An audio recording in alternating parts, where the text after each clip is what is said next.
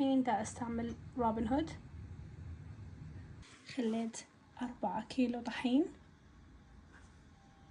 4 كيلو طحين. خليت 4 باكيتات زبدة، كل باكيت بيها كوبين من الزبدة.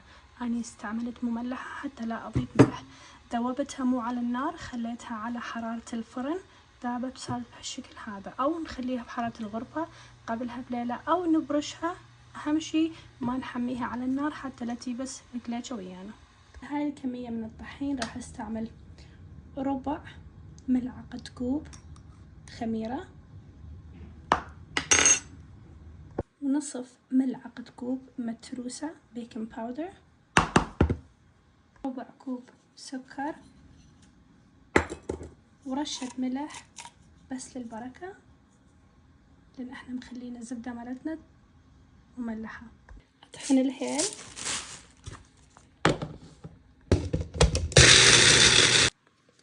ثلاث ملاعق أكل هيل اللي هو حبهان.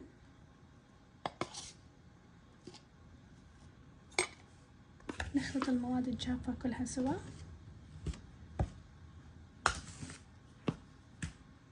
أنزل الزبدة، شمت عليها،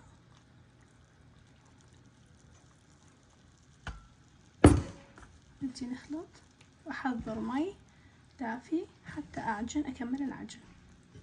كملت العجن. أنا ما قدرت أحدد لكم كمية المي لأن الطحين يختلف من بلد لبلد، فأضيفوا المي تدريجيا لحد ما توصلون لهذا القوام من العجينة. نخمرها نص ساعة بين ما أجهز الحشوات.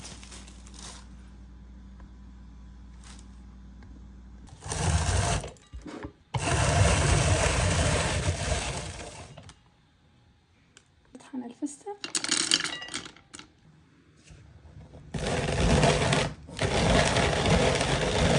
الحشوات الكليتشة للفستق والجوز استعمل الراس الكبير، ما استعمل الصغير. هذا استعمل عادة من أسوي الفستق للبقلاوة أو الجوز للبقلاوة. لحشوة الجوز راح نخلي سكر، هيل، نرش عليهم مي بس حتى تتماسك. طبعا مي بارد هو. مينا الجوز. هسه نسوي الفستق بس نخلي له سكر ومي، ما نخلي له هيل لأن يضيع طعم الفستق. رش عليها مي. اكتملت العجينة وبدين الشغل. فتحتها بهالشكل هذا وراح ابتي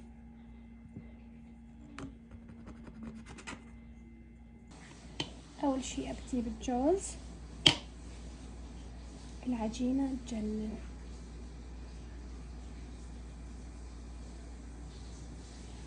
نبدي البرع.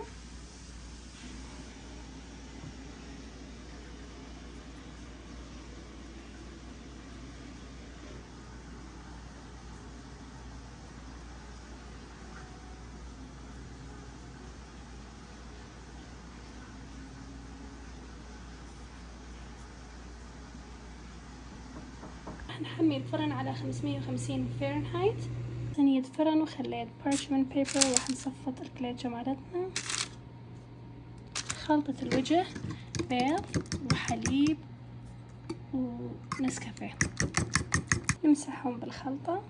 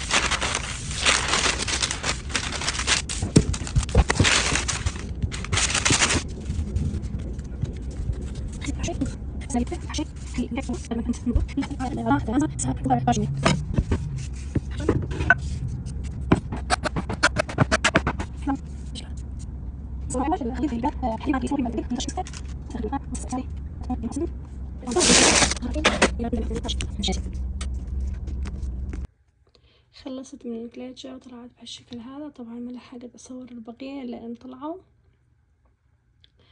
يعني طلبيات طلعوا. طبعا طلعت كلش طيبة. اتمنى تكون عجبتكم ونشوفكم ان شاء الله بوصفات ثانية.